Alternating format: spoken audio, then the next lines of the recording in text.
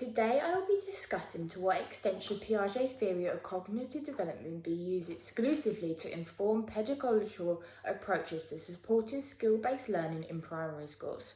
To start, I will be evaluating Piaget's theory of cognitive development. This theory highlights 4 stages: sensory motor stage, pre-operational stage, concrete and formal operation stage. During the first 18 months of child cognitive development, children develop natural abilities that start to form, such as reflexes and height. Mathestein and Acheron discovered throughout this stage perspective development also starts to emerge, which is better known as the symbolic stage. At this stage, it is very important for children to identify many items through object permanence, according to Kenyon et al. Even though Piaget believed object permanence is vital in this stage, Baillargeon and Devoise believed that there are other aspects contributed other than object permanence. Between ages 2 to 7 years old, children undergo the pre-operational stage. Piaget hypothesized that children only think about themselves and cannot consider other viewpoints. They behave egocentrically. Piaget conducted a research task which was named Three Mountains Task. This is a task which tested the visual perspective of young children. The child is shown a selection of images or shapes which depict 3 models of mountains. A doll is placed into the experiment with a different perspective of the display, and the child must pick a photo which best identifies the image of the doll's viewpoint. Throughout this research, which was conducted by Piaget and Hurdler, Piaget identified a trend in the decision-making process of the young child. The results discovered that the majority of the photography that was picked in the task was motivated by what the child enjoyed looking at the most. Many of the younger children were assessed on their visual perspective taken, but could not identify a different viewpoint other than their own of the display. This led Piaget to believe that younger children behave egocentrically whilst picking their photos, and what led him to conclude that this is a key aspect of the pre-operational stage. Opposingly, other research has been conducted more recently where theorists have criticised Piaget's research. During the pre-operational stage, Carey believed that all children have animalistic thinking. According to Piaget, young children at this stage will constantly behave in the manner of the result of their egocentric disposition, whereas Carey believed that many children have animalistic thinking for less than Piaget hypothesised.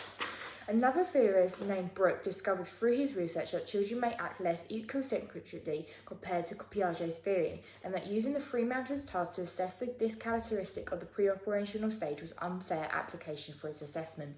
The next stage, which develops through ages 8 to 11, is known as the concrete stage. Malison and Heller believe that children develop more descriptively capabilities, both within their reason and verbal skills.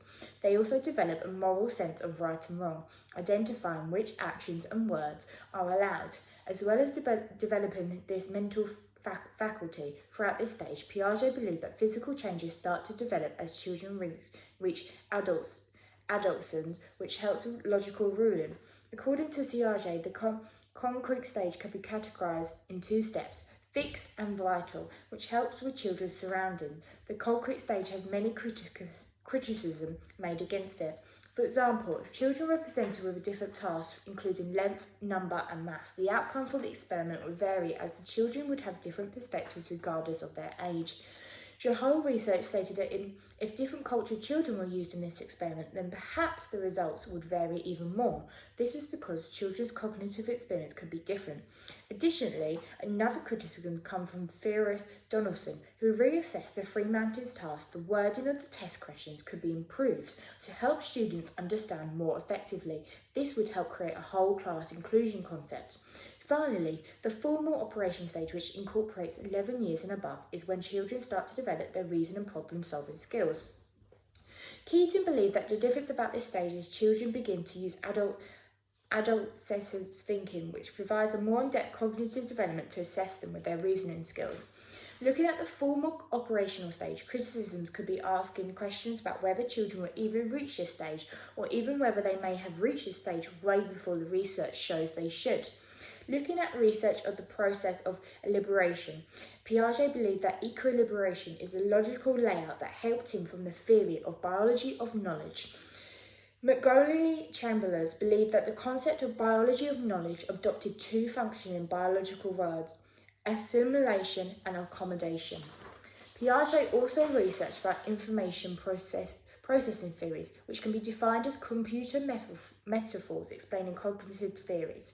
Ziegler believed that structural characteristics and processing can help provide human cognitive skills that can help them adapt to new situations and processing tasks. Montgomery-Chamberlain believed Piaget emphasises on how and what children can process during tasks, focus on their ability to use their short and long-term memory. To test this skill, Kelly thought that short and long-term memory can be measured through speed, efficiency, and that the results of the experiment will depend on ages. Concluded that this skill set increased with age. However, Chai believed that the process is not dependent on study material and knowledge that can be remembered by the child. Case et al. Believe that information processing theories can support education with children who have conceptual issues, providing them with the right tasks which will help them to develop their skills and help them overcome their issues. Vygotsky's view were parallel to Piaget's theories on this stage of the development. He believed that children test their own knowledge against reality. However, Vygotsky believed that the social environment was the forefront of development, unlike Piaget. Dixon and Lerner discovered that social cultural theory of development is the emphasis on the cultural context surrounding the child whilst they grow up. Throughout this research, Vygotsky realised that another important factor of development was speech and language, according to the Goswami paper. Saffron's viewpoint of this stage in development supported Vygotsky's emphasis on children's social-cultural impact can influence their development. Goswami also noted that Vygotsky found a parallel meaning between time and place throughout a child's development. When this theory was introduced, it was considered quite controversial by Matheson. However, Matheson believed that had Vygotsky not passed away at the age of 38, his knowledge would have grown, and he may have conducted research which would have been even more influential in the educational system. Radgoff believed that different cultures will generate different results. How children interact will be different in terms of language and communication, so the research cannot just be based on one culture. Another influential theory Vygotsky found was called the zone of proximate development. Vygotsky believed that when children work with an adult or a more capable peer, this will help develop their thinking further and encourage them to improve. Cole described this theory as partnering up children with a more capable other to extend their capabilities. Through this research, another theory was founded by Theodorus Berner, which is called scaffolding. This is a term for using more knowledgeable individuals to scaffold someone else's learning. The criticism about this theory is how can an individual determine their own goals, and how will the more knowledgeable other provide an insight to help that child prove. This research is to be done between two people, so it's difficult to conclude if the results will be the same if the group were larger than two people. Reciprocal teaching is a method used by teachers as a way of using peers to develop conversation. Brown and Pascal believe that reciprocal teaching is linked to the theory of zone of proximal development, as it represents the principle that children extend their knowledge and capabilities to others. Brown and Pascal believed ways to incorporate this theory within the classroom using methods such as questioning, clarifying, and predicting. Play is an important factor to education. Play is an important part of a child's early life to view as a factor of development, according to Piaget and Vygotsky, as this is something that children regularly associate their memories with. Piaget and Vygotsky believe that using play within education help children relate to a knowledgeable subject or reasoning task by incorporating an aspect of their everyday life. R3 hypothesized that play can relate to scheme theory, which is how every child can observe new concepts and develop them with their cognitive environment. It is important to create a school environment which incorporates a nurturing place for children to play. Schools can strive for more engagement with forms of education such as forest schools. This is a great addition to child's cognitive development.